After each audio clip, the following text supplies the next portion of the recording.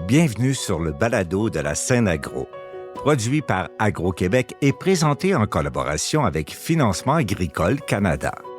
En tant que prêteur entièrement dédié à l'agriculture et à l'agroalimentaire d'ici, FAC a l'expertise et les relations pour vous aider à propulser votre entreprise. Visitez fac.ca.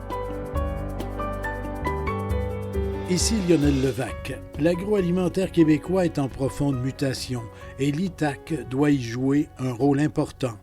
La directrice générale intérimaire de l'Institut de technologie agroalimentaire du Québec, Karine Mercier, constate déjà des changements importants dans les inscriptions à l'ITAC et dans l'attitude et les aspirations des étudiants.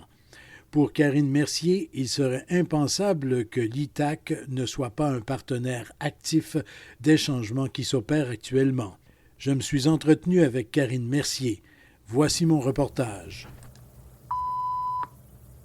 L'agroalimentaire est en mutation. Le contexte post-pandémie, les inquiétudes dues à une économie hésitante, les pressions sociétales sur la qualité des aliments et sur l'impact environnemental des activités nourrissent l'impulsion de changement. Tout l'agroalimentaire est touché, même si on a ces derniers temps surtout parlé du contexte de l'agriculture. Tous les partenaires sont d'accord. On ne peut tout simplement attendre que le malaise passe. Il faut agir, s'adapter, penser bien des choses autrement. Un des constats importants est le fait que le nombre d'entreprises agricoles, après un déclin constant ces dernières années, est de nouveau à la hausse. Mais ces entreprises sont en général de plus petite taille et les visées de leurs propriétaires bien différentes. En majorité, ces entreprises sont assez diversifiées et veulent compter sur des marchés locaux. Si l'ITAC entend toujours former la relève dans les entreprises que l'on qualifie de traditionnelles, la directrice générale de l'Institut estime importante l'ouverture aux nouveaux phénomènes.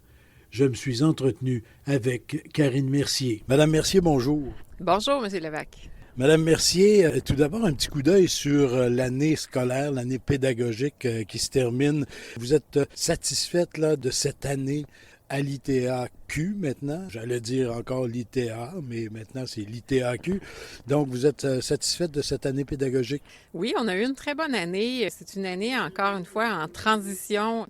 Autant au niveau de la pédagogie, comment les cours se sont donnés, les innovations qu'on amène dans nos programmes, le nombre d'étudiants qu'on a. En fait, je pense qu'on est vraiment dans une belle année de transition. On prend notre envol comme une nouvelle organisation, même si les cours sont quand même en œuvre depuis longtemps.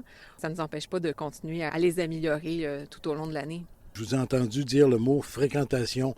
Les cohortes sont pleines ou vous avez encore de la place? En fait, il y a encore de la place, mais effectivement, on a eu une belle augmentation au niveau des admissions pour l'année qui s'en vient, donc l'année 24-25. Tous nos programmes vont partir, ce qui veut dire qu'on a un nombre suffisant d'inscriptions. Est-ce qu'on a encore de la place pour s'améliorer? Oui. Je pense que j'ai le vœu pieux de faire en sorte qu'on remplisse vraiment à fond tous nos programmes, mais on est en bonne voie. Une croissance s'est reprise sur la pente ascendante et ça fait du bien parce que depuis quelques années, il y avait une diminution qui pouvait même être inquiétante, là.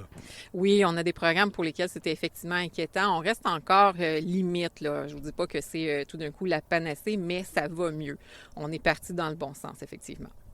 Les campus comme tels, si on regarde du côté de la Pocatière, et là, je vais tout de suite à la Pocatière, il y a des rumeurs, on entend des rumeurs dans le milieu, les gens disent « Ah, l'avenir de l'ITAQ à la Pocatière, c'est pas assuré ». Il y a toutes sortes de propos qu'on entend là, en région à propos de l'ITAQ à la Pocatière.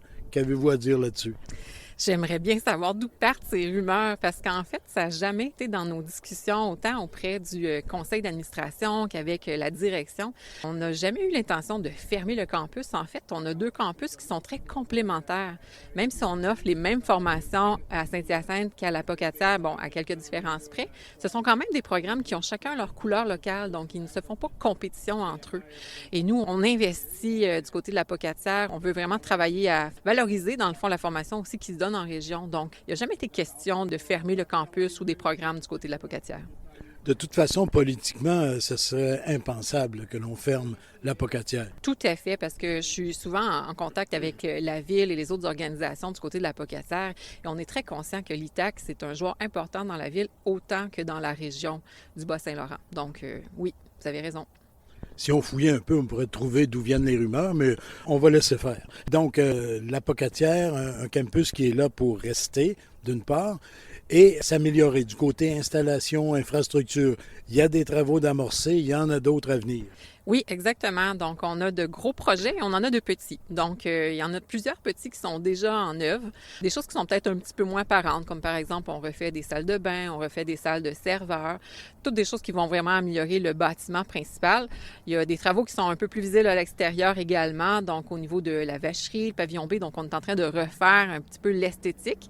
Et après ça, on va se lancer dans des gros travaux. Donc, on a plusieurs installations qu'on veut refaire, remettre à l'ordre du jour, amener un petit peu plus de technologie dedans, qu'on parle de l'unité laitière, qu'on parle du centre équestre. Donc, ce sont des travaux qu'on est en train de planifier présentement. Une nouvelle ferme, même, possiblement? Du côté de l'Apocatière, fort probablement, mais on ne sait pas encore de quelle ampleur. Puis on a un jeu de domino un peu à faire en fonction de comment sont placés présentement les bâtiments. Certains bâtiments qui d'ailleurs sont été un petit peu patrimoniaux, donc on veut faire attention là, comment on va jouer notre domino. Mais oui, on veut effectivement repenser la ferme du côté de l'Apocatière. Du côté de Saint-Hyacinthe, là aussi, il y a des investissements. Il y a quelques installations qui, j'ai entendu dire même, qui sont vétustes, là, qu'il faut absolument rénover, améliorer. Bien oui, il y a certaines installations qui effectivement ont besoin d'un peu d'amour. On n'est peut-être pas dans les meilleures pratiques présentement. Par exemple, on est en stabulation attachée, on veut s'en aller vers de la stabulation libre pour la ferme. Donc, de ce côté-là aussi, on veut refaire la ferme, un centre multi-espèces, un nouveau garage. Donc, on a plusieurs projets d'envergure. Ça n'empêche pas qu'on a quand même commencé plusieurs petits projets. Donc, par exemple, on refait le salon étudiant, puis on a d'autres classes qu'on veut refaire. Donc, on est en action du côté des travaux là, dans les deux campus. Bien sûr, là aussi, Saint-Hyacinthe, on n'a pas à s'inquiéter sur l'avenir du campus. C'est un ensemble, c'est un tout, l'ITAQ. Oui, tout à fait. Tout ce qu'on met en place, que ce soit des politiques, des manières de gérer, on travaille vraiment comme une seule et unique organisation. Donc, les deux campus sont gérés de la même manière. Où est-ce qu'on en est rendu dans ce que l'on pourrait appeler, je pense que vous utilisez vous-même ce mot-là, le démaillage avec le ministère de l'Agriculture, des Pêcheries et de l'Alimentation? Il y a une autonomie qui a été reconnue par la loi qui avait été adoptée et qui créait l'Institut de technologie agroalimentaire du Québec. Mais il y a encore des choses à faire pour compléter la distance entre le ministère de l'Agriculture et l'ITAC. Tout à fait. Depuis la création de l'ITAC en juillet 2021, il y a plusieurs étapes qui ont été franchies pour effectivement permettre à l'ITAC d'être autogérée, si on peut dire. Donc, elle a maintenant son propre conseil d'administration, apte à prendre des décisions dans la nature de ce qu'elle peut. Maintenant, il reste encore certains processus qu'on est en train de terminer, que ce soit au niveau informatique, au niveau financier. De gros processus qui étaient peut-être un petit peu plus longs et lourds que les autres qui sont déjà réglés. Donc, on a bon espoir que d'ici 2025, tout devrait être terminé. On parle de problèmes de main-d'œuvre un peu partout dans tous les domaines, dans l'agroalimentaire de façon générale aussi. À l'ITAC, avez-vous des problèmes de main-d'œuvre? Bien, si on parle du côté des employés, je pense que comme toutes les organisations qui sont plus dans le domaine de la fonction publique, on a des enjeux de recrutement. Donc, on travaille très fort avec les ressources humaines pour avoir vraiment de l'attraction au niveau des employés.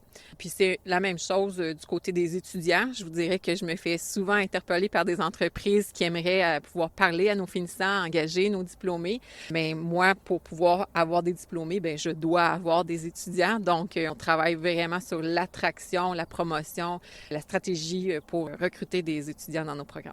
Et ça, c'est un travail perpétuel, là, d'année en année. Il faut tout reprendre et aller sensibiliser des gens au niveau secondaire, par exemple, sur la possibilité. Je pense même que ça se fait à l'occasion au niveau primaire, aller sensibiliser les jeunes à des formations de technologues ou même en agriculture carrément. Oui, tout à fait. Notre stratégie va varier en fonction de la clientèle à laquelle on s'adresse.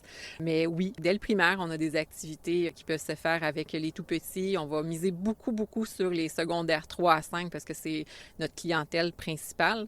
Mais il y a aussi tout un programme de requalification de la main-d'œuvre, donc des adultes, des gens qui sont déjà en emploi, qui veulent se réorienter. Donc, on travaille aussi avec cette clientèle-là. Parlant de programmes, est-ce que vous en avez des nouveaux là, qui s'ajoutent, qui, par exemple, démarreraient en septembre prochain? Ben oui, en fait, ça fait plusieurs années que la carte de programme du côté des DEC, là, des diplômes d'études collégiales, c'est la même. On offre les 7 mêmes programmes, mais du côté des attestations d'études collégiales, on a un petit peu plus de flexibilité pour pouvoir développer. Donc, on a effectivement créé un nouveau programme en soins des bovins et équins. C'est un programme de perfectionnement pour les techniciens en santé animale qui veulent vraiment améliorer leurs compétences dans les soins pour les grands animaux. C'est un programme qu'on a bâti au courant de l'année dernière et pour lequel on commence à faire de la promotion avec l'espoir de démarrer certains cours ou une première cohorte cette année à l'automne.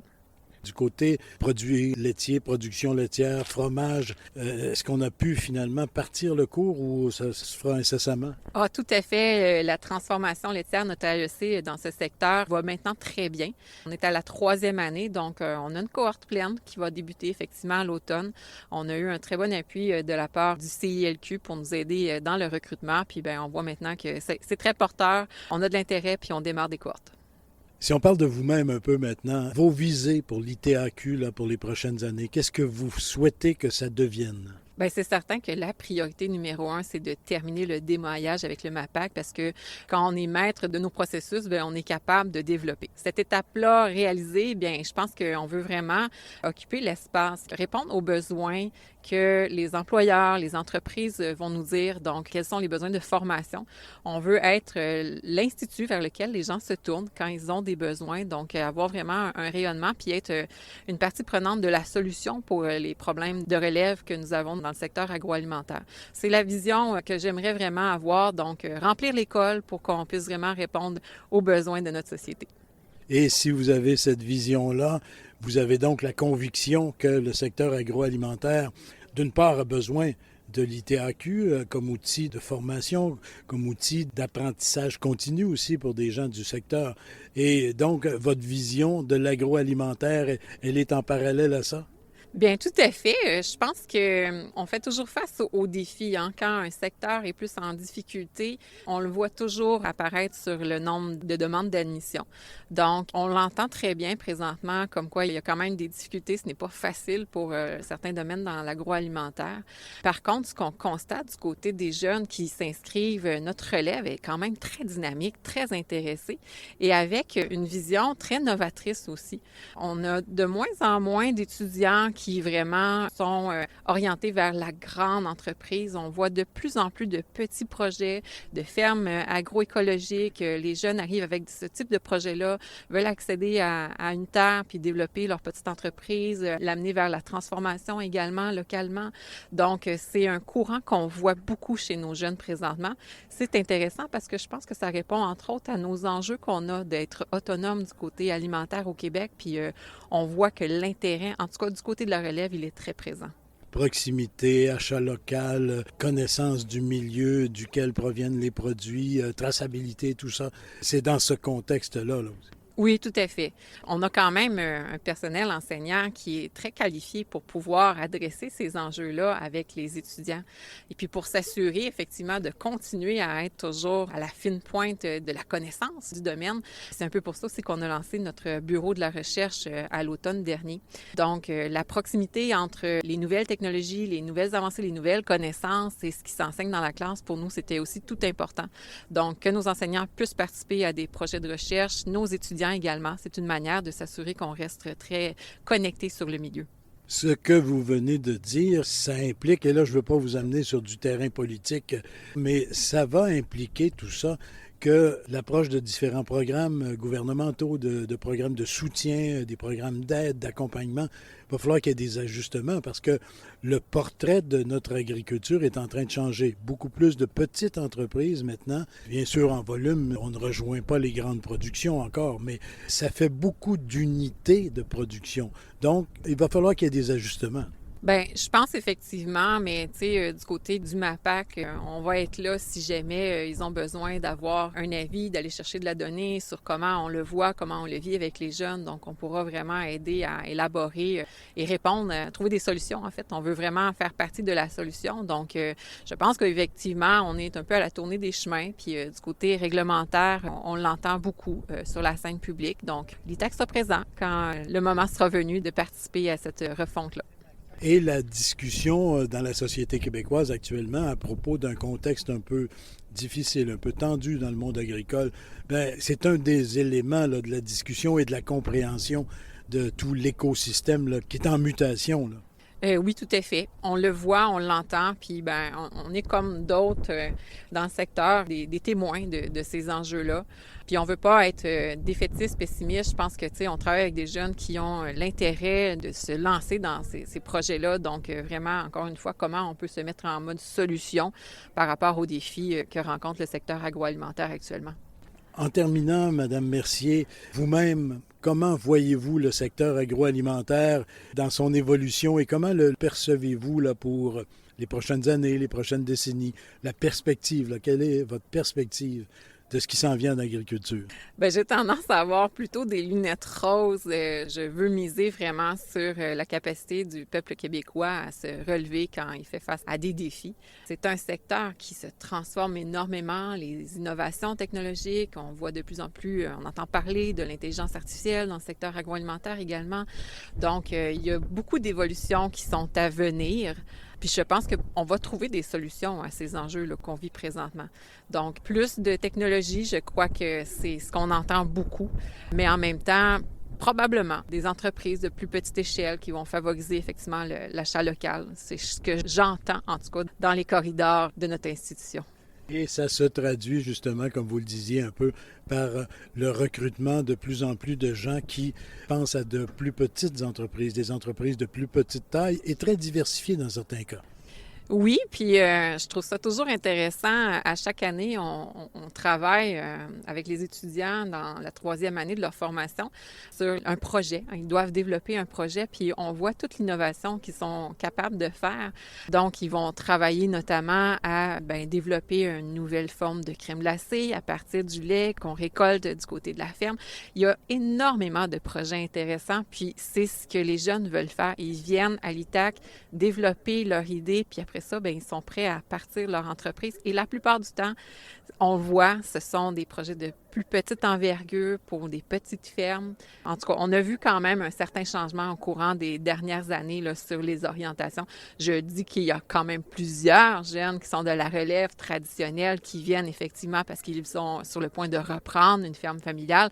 On en aura toujours. Le pourcentage est encore très élevé de ces étudiants-là, puis on est là également pour les former, les accompagner. Mais on voit de plus en plus une tendance de nouveaux agriculteurs qui veulent se lancer dans le domaine. Et vous, votre rôle dans tout ça? Comme directrice générale? Oui.